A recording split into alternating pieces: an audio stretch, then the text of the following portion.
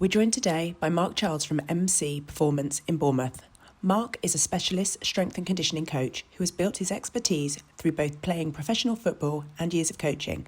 He now works with athletes of all ages, from grassroots players and young aspiring footballers right through to elite Premier League professionals.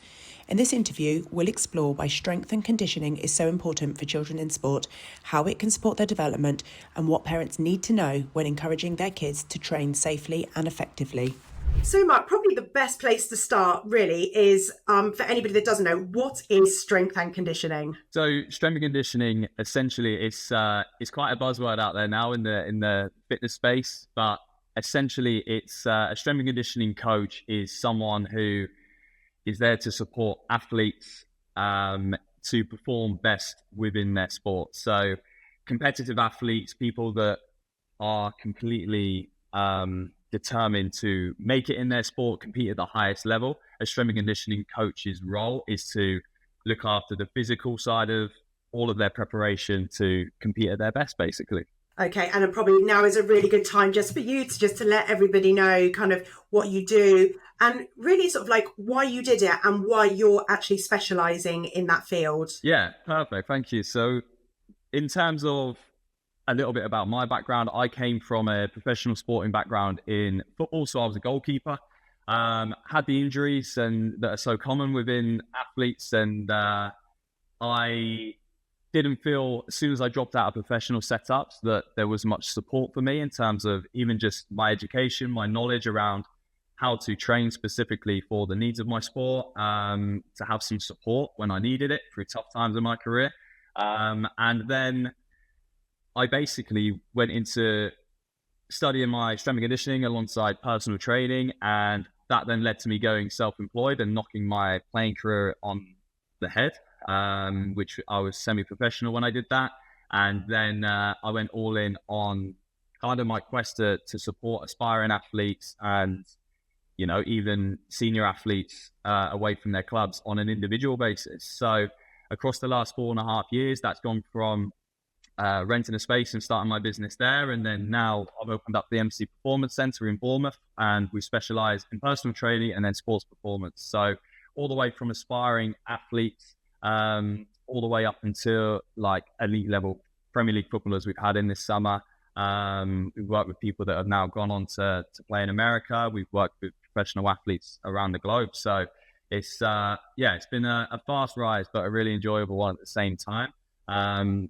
And I think what's really cool is when I was growing up, I probably was nowhere near Premier League footballers or anything like that in terms of, unless I was at their club. So for aspiring athletes to be able to come into a space that's trusted by elite athletes, that can be quite inspiring for them. And we've had opportunities before where we've had our young athletes in, and a few familiar, famous faces have walked through the door, and it's kind of made their day whilst they've been putting in the work, as well as the senior athletes. So it's a really cool environment that's been built, and we're still fairly new, but really enjoying like the journey of it and how it's gone so far. Yeah, and I suppose for those that don't know, Bournemouth, we do have a Premier League club on our doorstep. So I'm not going to ask you to name any names if you don't want to, but I'm presuming that we might be seeing visitors from that side of things.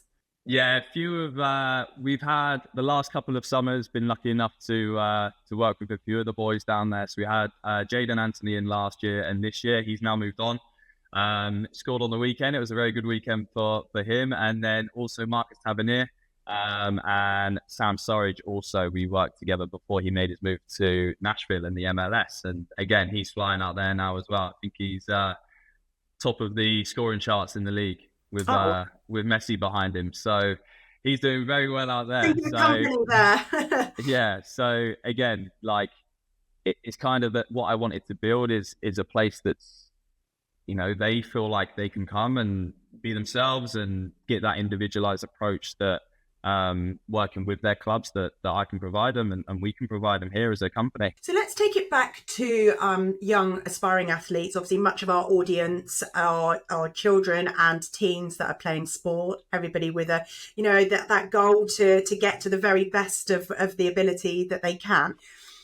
From a parent's perspective, now I've got sort of boys that are sort of older teens now, but I do kind of remember one of the things that people said was, it's dangerous, it shouldn't be strength training, let's just trust the coach, let's go to football training and that's it.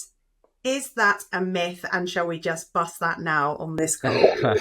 Yeah, so I don't want to say the answer, it depends, but it does kind of depend on ages and stuff like that. So we'll use an example of late teens, right? So a little bit older, maybe we're looking at 15 onwards. It does depend, and I can dive down and dive in a little bit more on this, but generally speaking, like the classic myth is it's going to stunt your growth and stuff like that. That isn't the case. That's a classic that, you know, I hear with parents that I speak to and stuff like that. That isn't the case there. But generally speaking, you have peak height velocity with youth athletes, and you have something called growth and maturation. So it's like based around their speed that they shoot up. So I'm sure with your boys, they may have some friends which are up here through the roof, and then some of them that are down here in their team. So you have early maturers. Generally, female athletes will mature a little bit earlier than male ones. But again, they're all at different heights and ages and stuff like that. And basically with that, their testosterone levels through peak height velocity when they're going through their growth spurt are slightly higher, especially in males. So that's where, including some weight training in there, they're going to get good adaptations from that, and that's going to start to benefit them, and they'll get more from that. Whereas when they're that little bit younger and they're not quite going through that growth spurt, then my approach to it is the best thing that is good for really young athletes is just playing multiple sports and developing skills in so many different areas, because they might go into a completely different sport as they get a little bit older. Whereas if they can carry over and transfer skills from different sports, coordination, balance, moving in multiple directions, that's going to develop them long term as a nice whole-rounded athlete, and then they can specialize in whichever one they prefer. And yeah, kind of their own path takes that way, you know? I hear that quite a lot also in terms of like injury prevention, that when you just do the same thing, you're using the same muscle group over and over and over again. If you can actually throw in another sport, then you are actually potentially using different muscle groups and hopefully not overusing that. Absolutely, yeah. And, you know, with the kids, they have extremely busy schedules. We do have young athletes that come in and see us, but our approach with that is we're not getting 11-year-olds and sticking them under barbells and stuff like that. We're developing coordination, we're developing balance, confidence as well. And just going back onto where they're at in terms of their growth and stuff, like I'll use lads as an example and football as an example. Like some of those that do grow up a little bit faster and quicker than their teammates, physically, they may be able to get more opportunities, stand out that little bit more and stuff. But there's different ways that you can help develop these athletes from a technical perspective. They need to be good at the skill of what they're actually doing. So, you know, they may be able to outmuscle their teammates on the ball whilst they're shooting up, but technically they can work on those sides of their sport and their skill as well. So there's definitely different ways on how you can like maximize the potential of youth athletes, dependent on how fast they're growing, and or maybe a little bit slower. If they're growing a little bit slower, then absolutely, technically they might be incredible, and they're gonna actually catch up through their late teens and stuff. You just hit the nail on it. I've seen that so many times. So even from when the boys were really little, and you'd see this kid that was like, oh my goodness, this, like, he's the next thing, he's the next Messi, the most epic skillful like 6-7-year-old, and then everybody catches up eventually. I always say to the boys, like, they will catch up at some stage, and kind of you sort of then start to cut the cloth a little bit, because that epic one, they all level out. But I think it's been hard. So my youngest son has always been quite short. He's growing now. His brother has ended up at 6'4", so I presume he's going to be quite tall. But it's actually trying to like find a way of giving them the confidence that their size shouldn't matter. How would you sort of go about it if you've got a kid that is a bit small, and all of a sudden they're going up against these guys that have already had that growth spurt. What would you say to that sort of small child?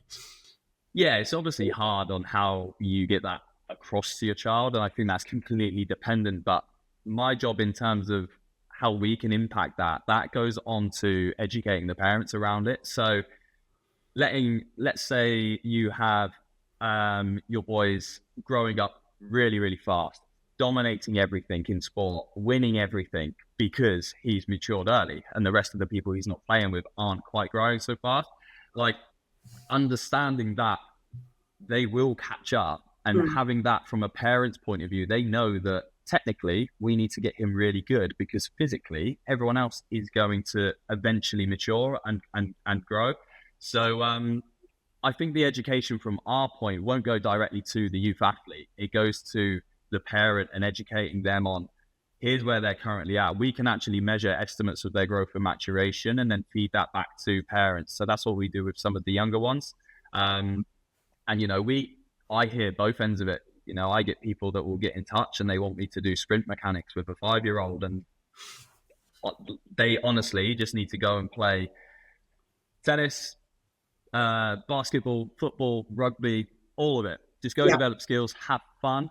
That is a really important part of it when they're younger. Then when they do get that little bit older, it's educating the parents around expectations, key areas, how we can develop that athlete in more than just getting them strong. Like, there's so much more to strength and conditioning rather than just lifting weights. And I think that comes from supporting the parents and helping them understand physically what's going on with their son or their daughter.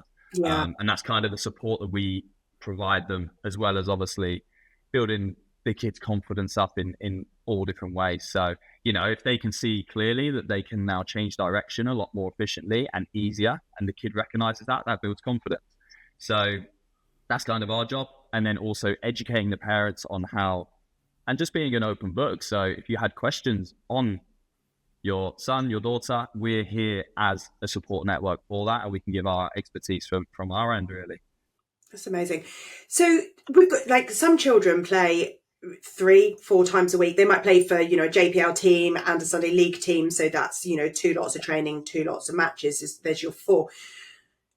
Would you say adding strength and conditioning into that schedule is overkill, or that's actually really necessary because of the amount of training that's being done? Yeah. Again, it comes to age range and whether they're going through their peak height velocity or not as such. I mean, ensuring that rest is also included within their week is super important. And that's some conversations I have with parents on the phone when they say he does boxing Monday, he does rugby Tuesday, football match Wednesday, gymnastics Thursday. They do multiple sports. That's great. And I generally just say, he's doing good at the moment. He doesn't need to specialize in any certain way. Yes, you can physically improve, which will help. Like, if he's stronger, it will reduce their injury risk. But until they get to that certain age, just playing their sport and being a kid and having fun with what they do, I generally think is the best approach for it. Then when they do start to mature a bit more, and they can get the adaptations from strength training and stuff like that, then I would then say start to include that. But it's very individual, and it's very dependent on injury history, stuff like that, But ensuring there is rest in there alongside all of the work and the pushing them and stuff like that, that's really important. And when they go through their peak height velocity, so when they go through their growth spurt, then you may have had this with your son who's taller, like the general areas would be knees, heels, lower backs, start to get a little bit sore. So managing those and actually managing their training load can be important at that point. But again, that's not on the, for me, that's not on the kid to make that decision. That's the education of the parent, and being able to recognize that is super important. Yeah, we definitely saw most of those things with knee pain, heel pain, shin pain. It was kind of, where's the pain today? But it was from that kind of time. And actually, we were quite fortunate that it didn't really stop play, whereas there were some teammates that were also going through that growth spurt at the same time, and actually it was just the heel pain especially was too painful to play through. So I think you've got to be quite mindful of that as a parent. Yeah, I had both. So when I was in the academies at Bournemouth growing up as an athlete, I had osgood-schlätus in my knees. I had both of them. So I've still got big lumps on my knees now from that. But that put me out. I couldn't train and I had to stop training. And, you know, ultimately, whether that led to me then getting released from academies when I was younger, like it might be, but my parents had no idea. And, you know, apart from just at that point, it was just all internally at the club with the physios and stuff. Like all you can really do is rest, but they had no knowledge behind why it's happening. Mm-hmm. Where now I've dived into that and done research into it and mentorships on youth athletes and growth and maturation. I have a better understanding on that now. And if they can help parents that are in a similar position as what I was into making better decisions, and I can adapt their training based on whether they come in and their knees are really sore that day. Little things that you can do with that, if people listening have that with their daughter or son at the moment, is like reducing harsh decelerations and turns and stuff like that. That's really demanding on the knees. And then also loads of jumping as well. So if a youth athlete came into a session with us and they said, "Oh, my knees are really, really sore today," then we can just take out any deceleration work, jumps and stuff like that, just to let their knees settle. But we can just help develop any other different areas that's not going to aggravate that even more, especially when they need to kind of just rest it up. And the most important thing is their sport. So that's also a really important thing to consider. So, you know, if they train a little bit lighter during the week, but then they can still perform to their best on the weekend, that's a massive win during that phase. Yeah. I mean, I picked up on something you said, and it was that it stopped you from playing, and would that mean that you'd get, you know, released from academies? And I think probably that is a fear factor that sort of parents and young athletes live with. So you know, it's that concept, am I going to, you know, each time there's an assessment. So then people are playing through something where actually we should all be quite sensible and say, you're growing, it's part of it. Let's just rest you up, without having that fear that by resting, there's, you know, something else not very nice is going to come from it. Absolutely, yeah. And you know, it is part of sport, and it happens at the highest level in different ways and stuff like that, as well as them when they're growing up and going through that. Like I had quite a journey with getting let go and stuff like that from clubs. So, you know, if I can even support parents and younger athletes when they go through that, you know, we do have athletes that do ultimately get let go from their first club and then they bounce back and then they're absolutely flying now. So, and that's even been some of the journeys of some of the high profile people we've worked with. They've gone through that, and it's part of, you know, a career journey in sport and stuff. But going back to where that can have an effect on it, like clubs now, obviously the sports science departments, medical departments have come so much further than back when I was in academies and stuff. And, you know, especially in Bournemouth's a really good example that they were a League 2 club, League 1 club back when I was in the academy, and now they're in the Premier League. So obviously facilities, staffing, stuff like that is now another level. But, you know, a lot of aspiring athletes and youth athletes we work with, they aren't in those setups yet. So, you know, I kind of feel like it's my responsibility to clue up in those areas to help support the parents and, you know, even talk to some of the youth athletes about it so they understand it as well. Yeah.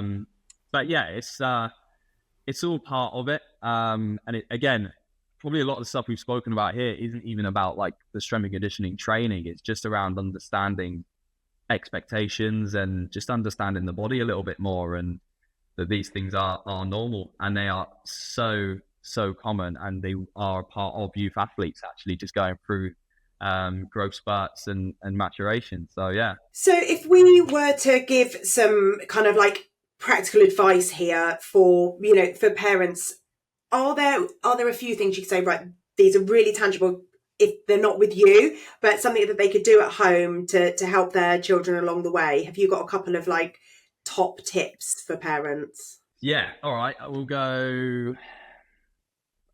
I'll say we'll reel off 3, but there may be some more that pop in. So play multiple sports and make sure it's fun. They're not professional athletes. They need to have fun. They need to spend time with their friends. They need to play multiple sports to develop different skill sets in different areas. That is going to help them become a better whole all-round athlete, whichever avenue they then go and take. And, if they don't end up being an athlete at the end of it, they're still going to be so confident in moving efficiently. And, they're probably going to then lead a nice, healthy lifestyle going into their adult life and stuff like that. So playing multiple sports for sure. In terms of like if they needed any exercises and stuff like that, then some core strength. So isometric, simple exercises like planks, press ups can be handy, like all of these, generally speaking though, like just playing their sport, they'll develop these strengths in those younger ages. That's probably the biggest one. And then playing the sport, understanding they aren't professional athletes is going to be my second one. And also make sure they have fun. I'm talking here probably 13, 14 and below. They would be the main ones. Mm-hmm. There's something called the LTAD, which is the long-term athletic development program, which is like a research-backed model that is taught to coaches and stuff and schools. And between those ages, like there's an area on there which is fundamentals, and it's capital letters fun, and that's super, super important for those younger athletes. And then that does go more into them training to train to get the adaptations we want as they get a little bit older. And then they're training to perform as they get towards like 18 and stuff like that. And they'll have their own special sport that they prefer. They've kind of chosen their sport by then. Yeah. Oh, I absolutely love that. I think the first thing I always said to the boys when they came off the pitch, even if it was a dire game, was like, did you enjoy yourself? Like sometimes the answer was flat, no. But it had to be important. Like we stood out there getting freezing cold watching. So we need to know they're having fun. Like otherwise, what's the point of doing it, especially at a much younger age? We touched a little bit on, I think you said sort of rest, especially with some of these kids that have such like huge schedules. Where do you sit with like the importance of kind of sleep and nutrition as well as part of this kind of like blended holistic package? Yeah, so I guess keeping it super simple, and the approach is still applied to adults. Like it's not groundbreaking science or new gadgets or anything like that, or like quick fixes. It's simple things such as sleep, especially with the athletes, probably need 8 to 10 hours. So good quality sleep, nutrition in terms of making sure they're meeting their energy demands. So they're going to be running around in the playground all day at school. They're going to be doing after school clubs. They'll then go to football or whatever sport they then play. And in terms of nutrition, like don't worry about giving them of course we want it to be healthy and whole foods and stuff like that, but like they're kids, some people are extremely picky with their nutrition and stuff like that. Something is better than nothing on the whole. Mm-hmm. Here in terms of support, we're very lucky. We have Gemma McGuinness, who's a performance nutritionist. She's also one of the AFC Bournemouth women's players, and she's given us almost like fundamentals on youth nutrition that we can give out to our parents of our youth athletes that we have here. But generally speaking, it is the basic nutritional advice really, which is just mainly whole foods, ensuring you're consuming calories to get those calories in because they're running around and burning calories all day. Mm-hmm. And yeah, just consistent meals for them. So making sure they're not going empty when they're going off to their training and stuff like that. And yeah, if they are a little bit picky, making sure that they are consuming something rather than nothing. It's really just that question of, I used to do kind of the food on the go. Like my car was the kitchen, really. It was the lunchbox. So pick up from school, kind of get something inside them before they train, but not too much. And then something for afterwards. Just, it was that, constant conveyor belt of feeding really, but very much on the go feeding, and try to avoid the last minute dash to take out or something, just being disorganized. But that's kind of falls back on parent, that one a fair bit, really. Especially when they're young, but like you've just nailed it there. Like that's the reality of it. I could sit here now and give you like, yeah, hit these calories, hit this carbohydrate intake and stuff like that. Like, that's not the reality of it. We've got busy parents that are running around left, right, and center for their kids. Like, even if it's just there's a banana or a cereal bar in the car when you pick them up from school and they've gone to football after that, like, something is better than nothing there. And it's not groundbreaking. It's nothing that's, something that's a gadget or something that's expensive that you need to go and get to help them. Like, these basic fundamentals just carry on through life. And, they'll be doing exactly the same as they get into adults and they're competing away on their own and stuff like that. They'll still know that they need to fuel up before they then go to train and stuff like that. So yeah, you hit the nail on the head there of the reality of it as a parent running around and trying to make sure that they have some fuel in them for their training. So yeah, you've nailed it there. So really, I mean, just starting to sort of wrap up what we've been speaking about, if we were talking about, say, if I gave sort of 3 ages here, sort of like 8s, 12s, 14s, we're saying at 8 years of age, this is really, let's start with the most important thing, which is having fun and playing lots of sports. Is that right? That's what we'd say. Absolutely. Yep. And then, so we got 12, we've got 14. Obviously, some 12-year-olds are going to look very, very different to another 12-year-old. What was the term you said about the development? You gave a phrase for that, like a calculation, or when they're going through that growth spurt? Growth and maturation, did I say?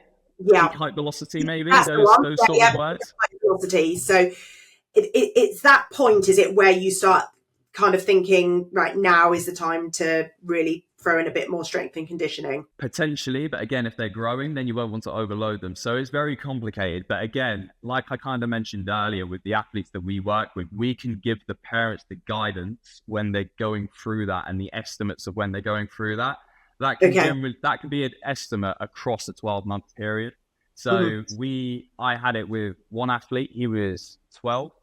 He was a track athlete and a goalkeeper. So he was doing his athletics and then he was playing his football as well. And he grew, in 3 months, he grew 2.5 centimeters during his, and we knew that it was an estimate that this year he's going to be shooting up. And, we actually measured that, and you could see him walk in the door after a few weeks. Like, are you grown, haven't you?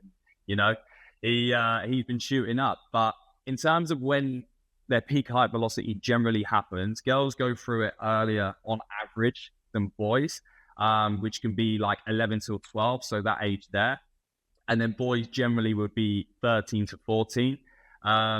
So yeah, we measure that here using biological heights of the mother and the father, and then their height, and then we have a nice little calculation which can help us estimate that at what percentage of their growth spurt they're in, basically. So what percentage of their peak height are they at? So yeah, generally speaking, like, as they do get that little bit older, so 14 onwards, then strength and conditioning can kind of start knocking on the door and actually help them physically improve their strength and stuff like that. But like I mentioned earlier, if they are going through their peak height velocity, their testosterone levels are higher, that's when they'll get a better adaptation from lifting weights and stuff like that, in a nutshell. But again, it's very broad. It's very different for every single athlete. But we use these tools as a coaching team to help guide our decisions on how we train these youth athletes as well. So hopefully that hits the nail on the head there with that. Yeah, no, it really, really does. I suppose really it's just a question of, what would you say, if are there any myths around strength and conditioning that we can kind of just like bust now and tell parents? So I know we did sort of just cover that it's dangerous. Like, should we just kind of say, get these myths busted right away? Yeah, spot on. So in terms of myths around it, so strength training isn't going to stunt their growth. There's lots of research that backs that now. That's a classic. In terms of it being dangerous as well, all I can say there is go to someone who's qualified and go to the professionals in the field to have this delivered to them. There's certain things you can do which have higher risk than reward, like I'd avoid doing them, especially if it is a parent that's doing exercises and stuff. Just be aware and be mindful that they do need to rest at some point. They're not a professional athlete. And again, just go to the professionals or go to a strength and conditioning coach somewhere to get the professional support in their field, basically. So, you know, if people are local in Bournemouth and they want to come to the MC Performance Centre and get that support, like we spoke about today, then absolutely they can. But even if it's someone listening here who's not local, generally speaking, in-person coaching for youth athletes, I think is more beneficial and much better for a youth athlete's development than any online stuff. So yeah, just make sure they're going to a strength and conditioning qualified coach. I will pop all of your details in the description of this video on YouTube. But if parents want to find out more, if they want to reach out to you, Mark, how can they find you? Yeah, awesome. So they can follow our business page, which is at MC Performance Centre on Instagram and on Facebook. And then my Instagram is markchilds_. So any direct questions and stuff like that, my DMs are always open. I'm more than happy to help people, or even just jump on the phone and, you know, talk over questions that kind of you've asked today as well. Like, I've had conversations with plenty of parents in the past that haven't come into work with us, but I've given them similar guidance to this and just said, like, look, maybe in a few years, get them to come down and then we can help you from there. So they are always open, and yeah, feel free to drop any messages to me and I'd be more than happy to help anyone. Oh, your inbox is going to be flooded. Thank you very much. Everything you've said, I think is going to be just really, really practical, amazing advice for our listeners. So really appreciate your time. Thank you very much. No worries. Thanks for having me.